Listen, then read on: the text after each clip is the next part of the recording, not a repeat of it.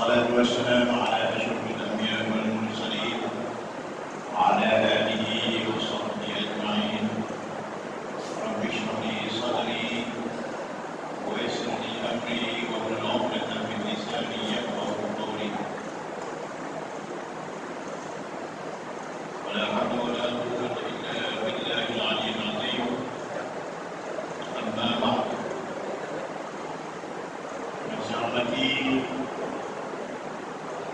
Lagi dikasih Tuan Imam Masjid Al-Bukhari yang berbahagia Ustaz Faisal bin Syari, yang saya hormati Ustaz Muhyiddin bin Ismail, pengurus komplek Yayasan Al-Bukhari, yang saya hormati Tuan Penceramah kita, penceramah tamu kita pada malam ini, yang berbahagia Saudara Syamsul Bau. Saya minta pin, dia tak bagi tu kan. Jadi saya pasal sebut juga kan. Jadi saya sebut Saudara Syamsul Bau kan. Dan saya hormati tuan guru, para alim ulama, ustaz, ustazah,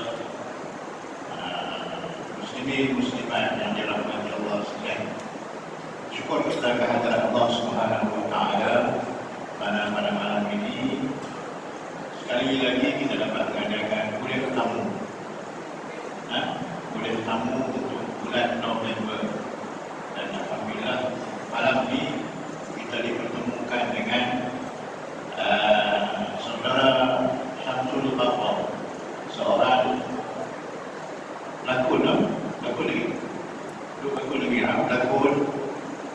pelakon seorang pengacara dan juga personality TV. Biasanya pelakon, pengacara, personality TV ni dia tak mau main ni, tak mau lah. Ya, sekali-sekala.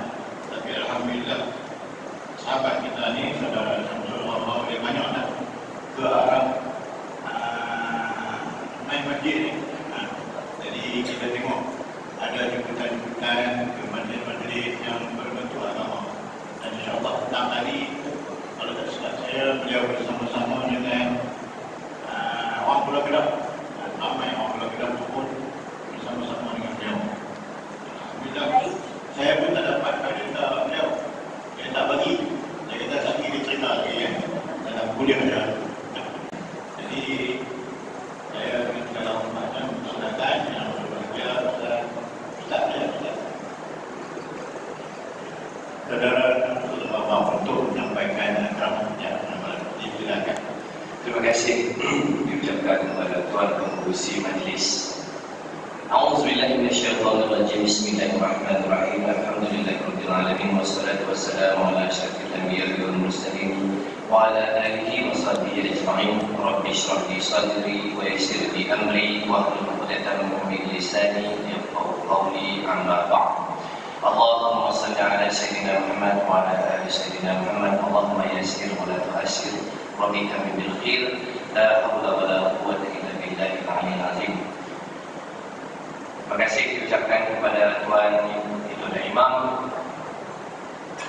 Tuan Pengurus Masjid Al-Bukhari, Al-Ustaz, kepada Tuan Bilal, Saf-Saf pimpinan Masjid Al-Bukhari, Al-Ustaz, para ilmuwan-ilmuwan, para ustaz-ustaz, ustazah-ustazah, para asatizah, para guru-guru, ilmuwan-ilmuwan yang bijaksana, para ibu-ibu, ayah-ayah, kepada kakak-kakak, abang-abang, adik-adik, hadirin-hadirat, para tetamu Allah yang saya muliakan. Assalamualaikum warahmatullahi wabarakatuh.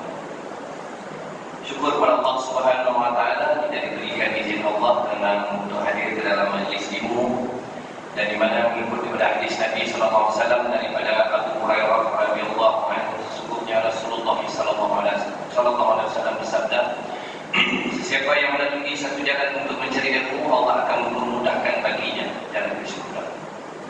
Dan ada juga lagi satu hadis yang kita dengar, selalu kita dengar oleh guru-guru yang selalu cerita, apabila kamu melalui taman-taman syurga Allah, maka singgahlah. Dan sahabat bertanya, di manakah taman-taman syurga tersebut?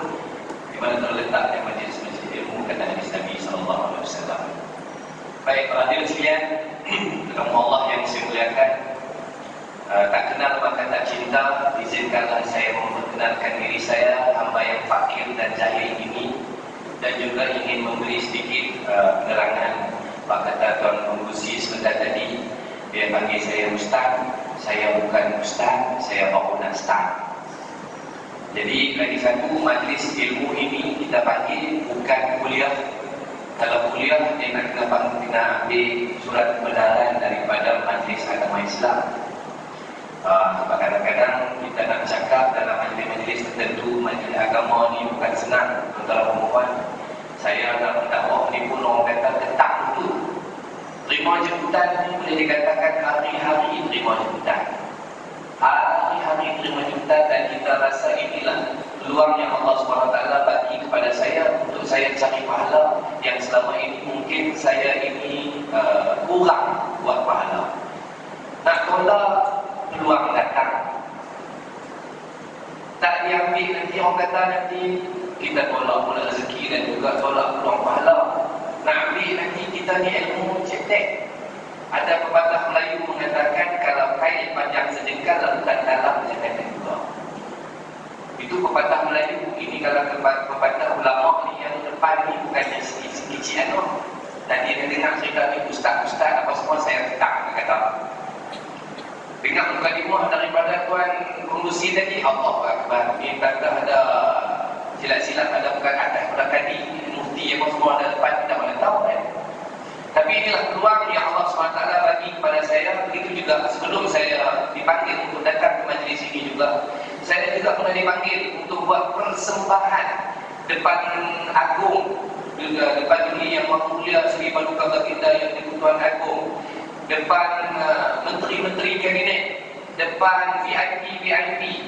Saya mana ada khusus, tak ada khusus public speaking, tak ada belajar mana-mana ilmu untuk menghiburkan orang-orang yang datang.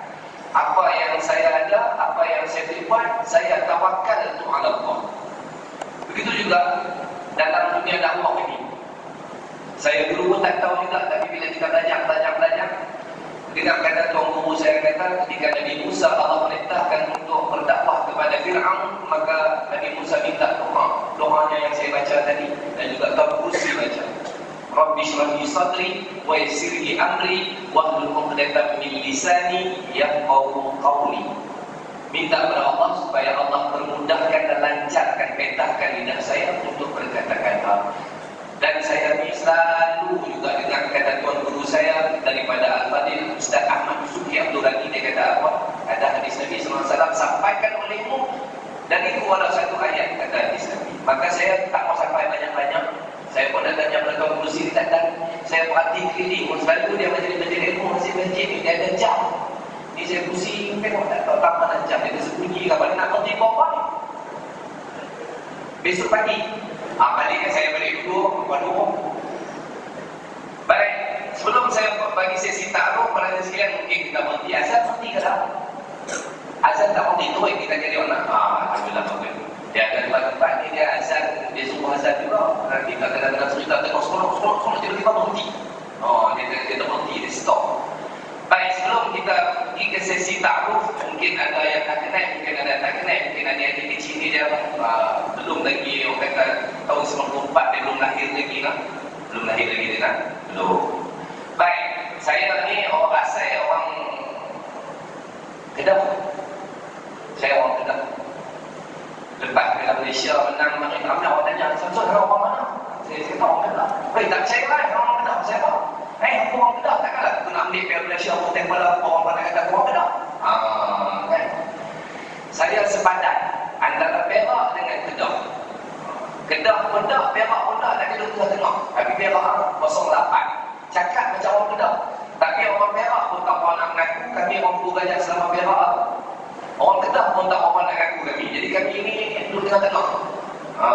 Tengah-tengah. Antara dia ke tidak. Tapi saya orang Perak cakap macam orang Kedah. Tahniah kita ucapkan kepada penduduk-penduduk negeri Kedah yang telah pun berjaya memenangi satu piala yang menjadi pujaan seluruh Malaysia, iaitu Piala Malaysia. Mana tak tahu, hari itu saya tengah buat program di Kuantan, saya tengok ada 2-3 orang pemain bola dia tengok. Jadi kita ni mungkin di belakang-belakang kita tak tahu apa duduk di luar tengah ambil wudu kan. Jadi tahniah kita ucapkan dan kita bangga kerana piala itu dibawa pulang ke negeri hijau kuning ini. Baik, para hadirin hadirat para tetamu Allah yang saya muliakan, para tetamu Allah, sekali lagi saya ingin memperkenalkan diri saya seperti mana kata Tuan Pengerusi Majlis sebentar tadi, disebutnya nama saya Samsul Ghaw-Ghaw. Bukan salah, tak salah, cuma tak betul. Tak betul pasal apa? Samsul tu betul lah. Tapi kalau kita belajar tajwid, kita belajar baca Al-Quran. Kalau kita belajar tajwid, huruf ghain itu adalah huruf istiqlal, huruf tebal. Bila huruf tebal, kena bunyi dia tebal. Dan bila ghain bertemu dengan waw itu adalah huruf mad. Huruf mad dia ada 3, mad wajib.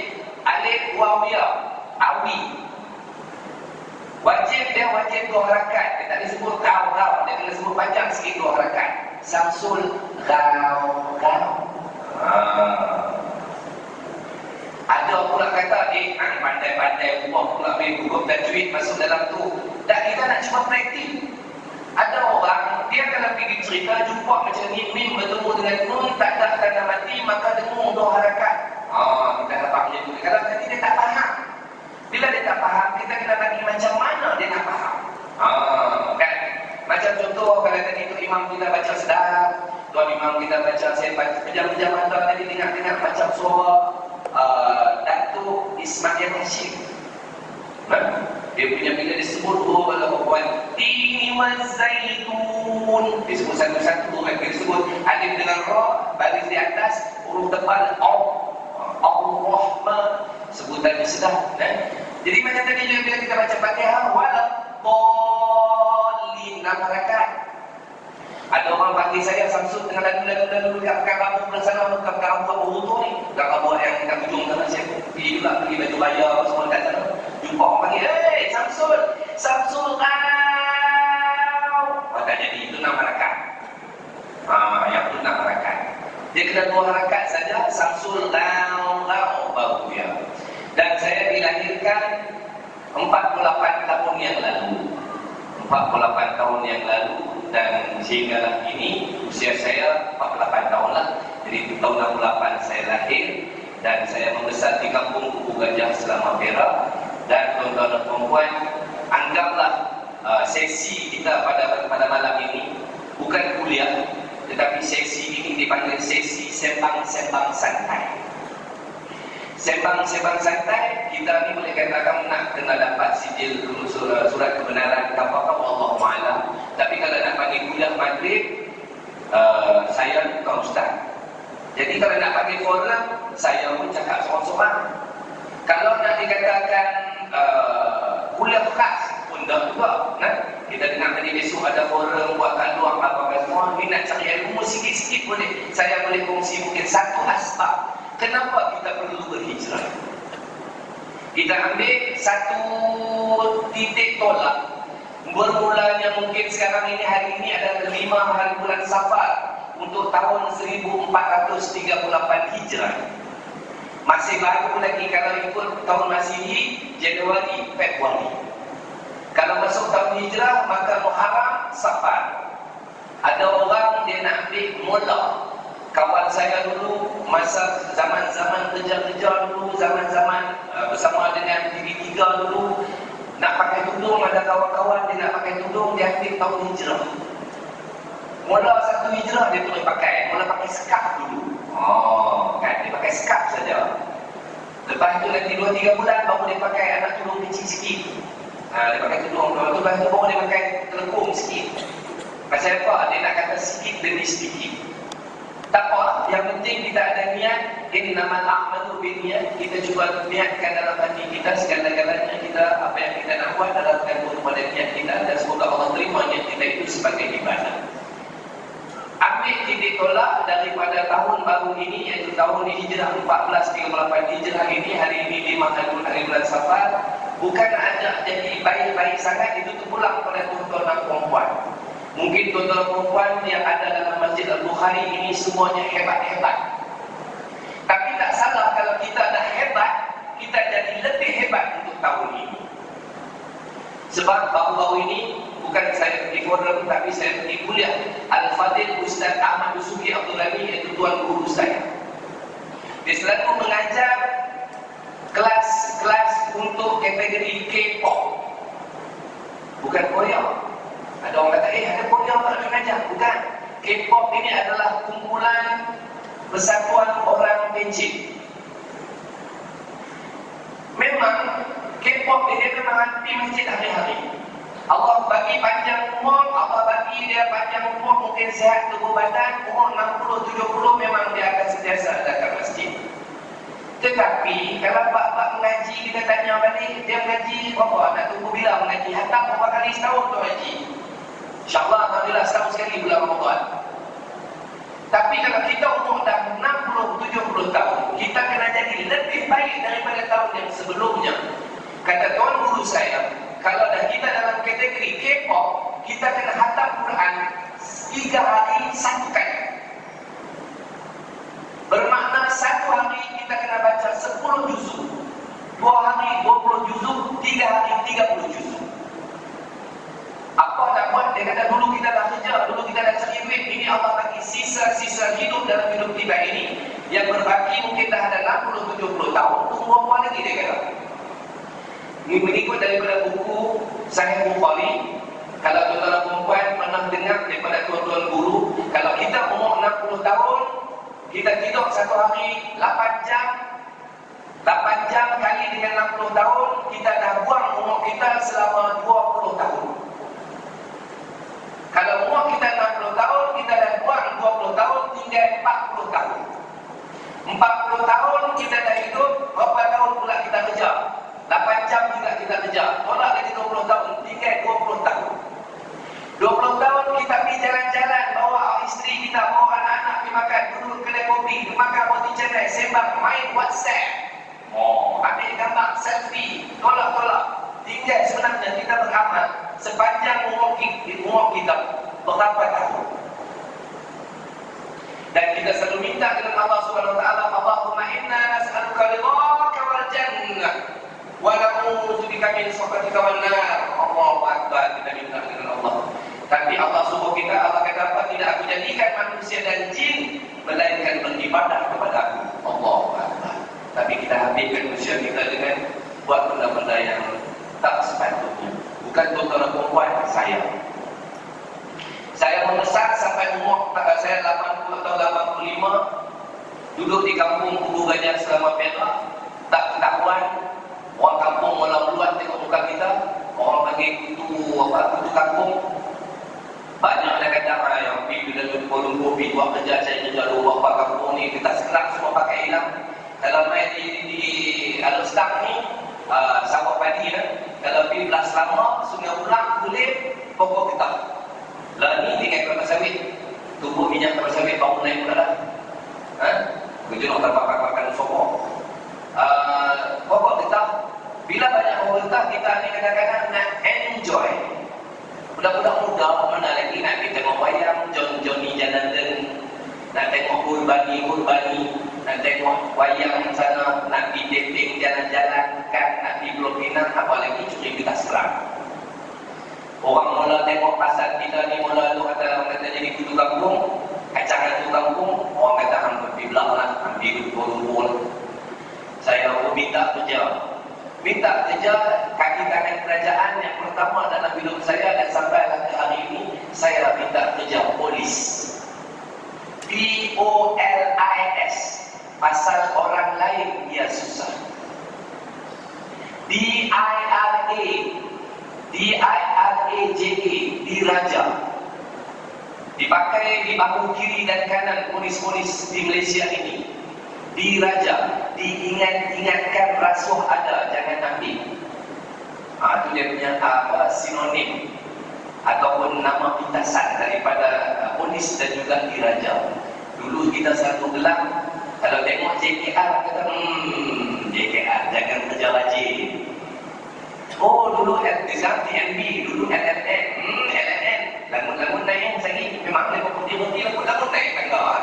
Kita memang cepat mencipta dan mereka.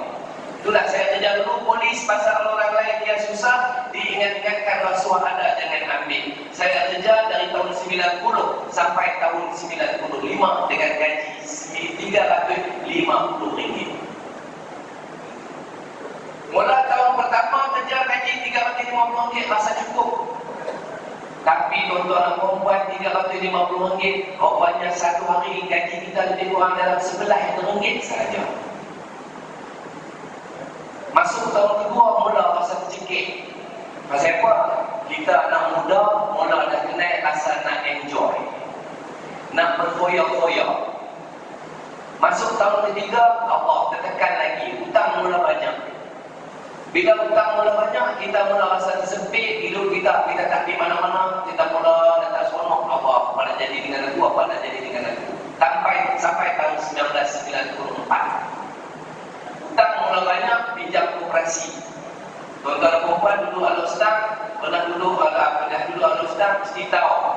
Orang kata bila kita orang utara ni, kalau kata enjoy, kita parti-parti, kita selalu makan angin, kita akan pergi ke seberang sana.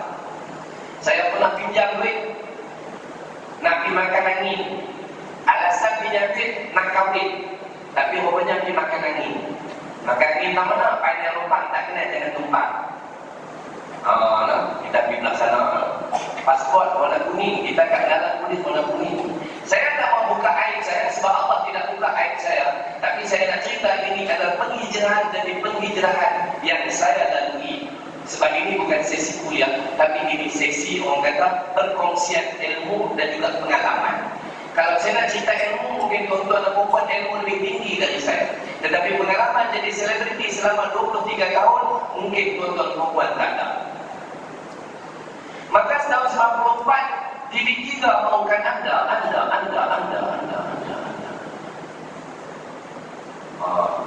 Masuk pula, kita tengok pula lantai pet, masuk tadi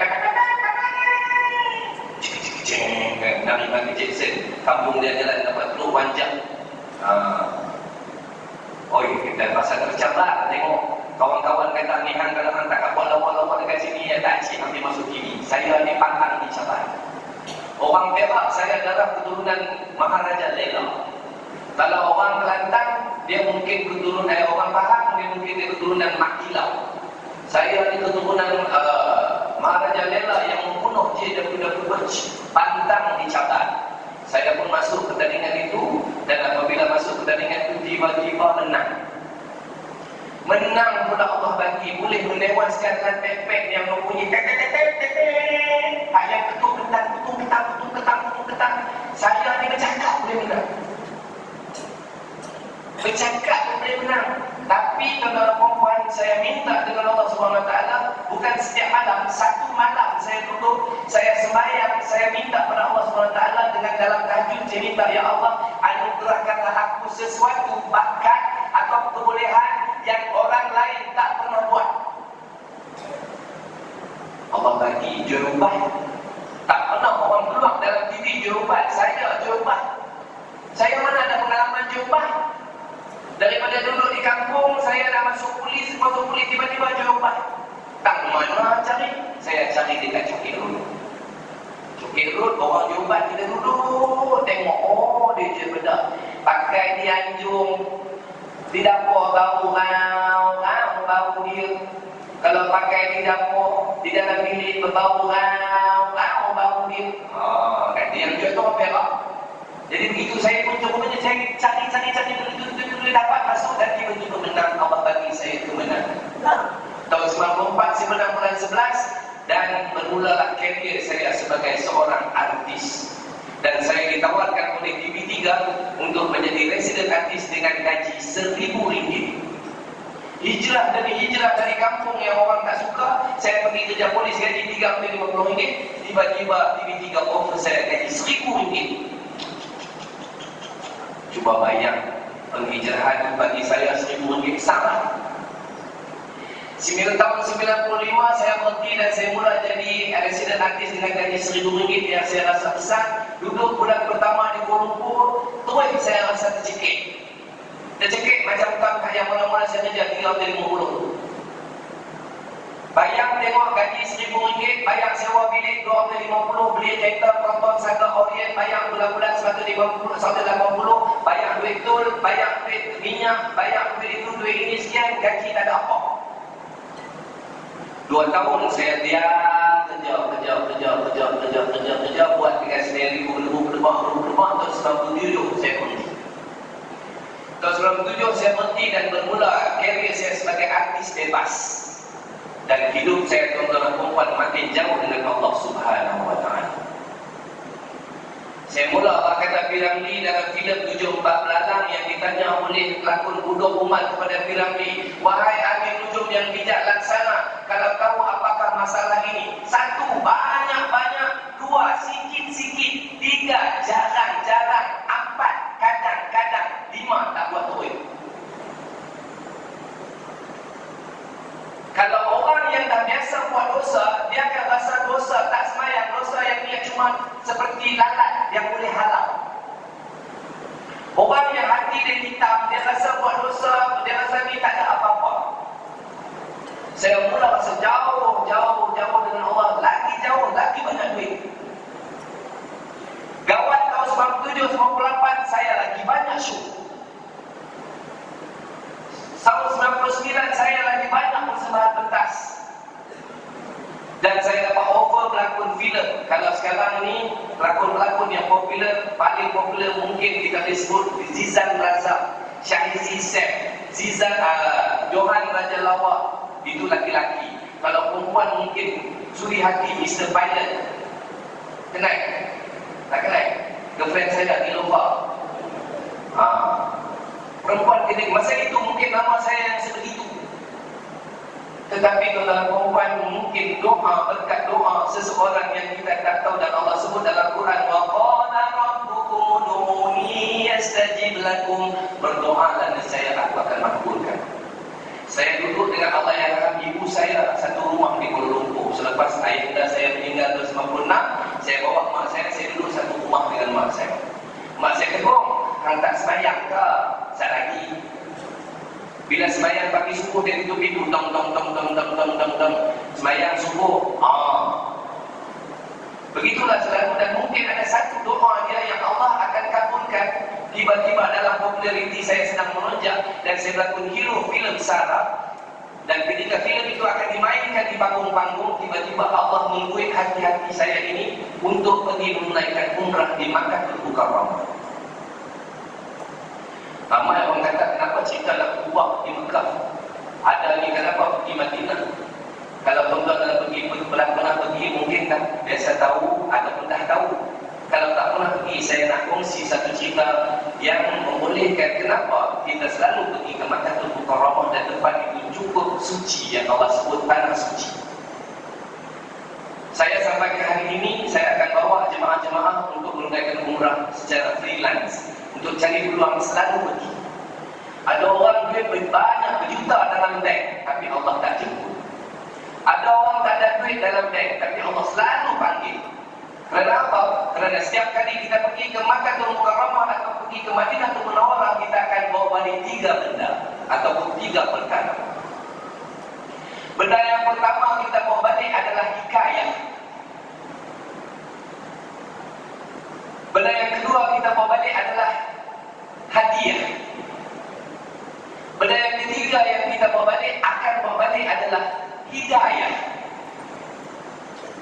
Hikayah kita bawa balik, kita cerita, aku sampai pergi Mekah, aku jumpa kawan kat sana, aku tidur hotel ni, makan sedap, aku jalan ni, aku dapat cium Hajar Aswad, aku bawa ini. Hikayah. Yang kedua, bawa balik hadiah. Bawa balik rupiah, bawa balik jubah yang mana jiran sebelah kita ingat, bawa balik tasbih, kita bawa balik hadiah. Nanti nak bagi orang masak.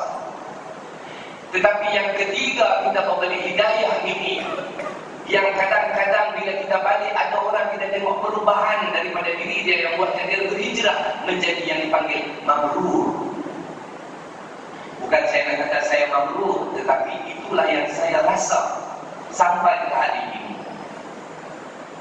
Saya pergi ketika nama saya sedang berada di Kemuncak, sampai di Madinah, saya pun tak tahu apa ada dekat Madinah. Rupanya ada jasad Nabi SAW, adanya jasad Sayyidina Abu Bakar dan juga Sayyidina Umar dekat bersebelahan dekat makamnya itu. Dan kemudian ada raudah. Saya pun tak tahu sembahyang sunat, sembahyang apa, kita mengikut orang saja. Tapi dalam hati saya tetap orang kata berdegup kencang. Sebab apa? Sebab takut. Saya selalu baca dalam satu majalah yang menceritakan benda-benda tahyul.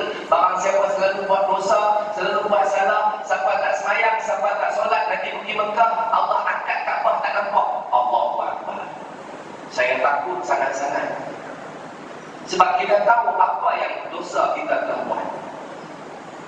Sampai di Mekah, letak beg, kita pun lalu masuk ke dalam Masjidil Haram, ikut pintu King Abdul Aziz.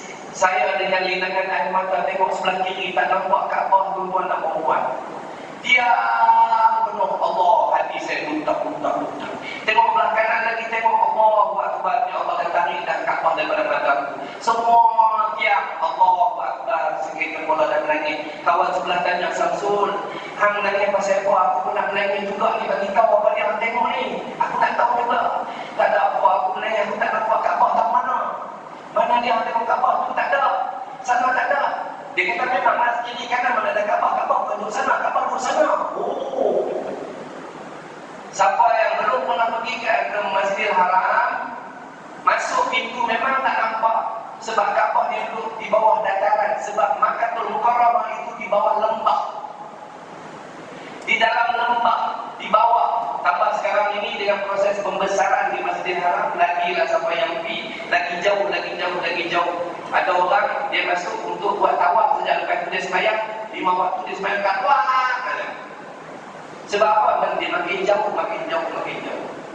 Saya pun sampai saya tengok Allahu Akbar dekat bawah. Inilah yang kata aku sembahyang dulu, tengok dekat sini kan, inilah arah kiblat aku. Kita pun buat tawaf.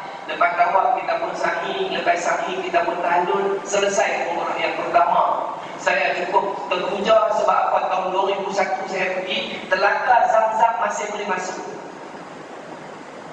Telaga Zamzam masuk, saya masuk bawah, saya teringin nak minum sebab selama ini saya minum air Zamzam payah. Selama ini saya minum air Zamzam sikit. Orang pergi umrah balik dapat minum sikit. Allahu Akbar. Apa ni minum air macam ni je lah. Turun Telaga Zamzam, saya minum air sepuas-puasnya yang tiba-tiba saya rasakan manis. Lepas itu geramnya pasal mandi. Dia pakai pipe, bukan macam ni, dia pakai pipe. Dulu pakai pipe, ada kolek, ada macam rantai, letak, mandi dengan air saya mandi. Allah Akbar. Geram aku, ni aku buat. Aku tekuk sangat, aku nak minum air Zamzam tak lagi. Rasa payah untuk mandi.